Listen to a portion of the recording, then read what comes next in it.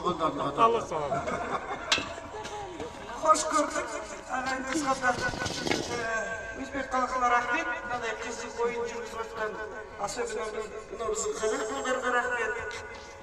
Шипайжайда бәріңізге денсаулық жақсы, ем алыңыздар. Бірақ мынау медиктерден біздің қазақтарға көп үлгі алуға болады екен. Кірген жердің бәрінде, өткен жердің бәрінде ассалаумағалейкум, яхшымысыз?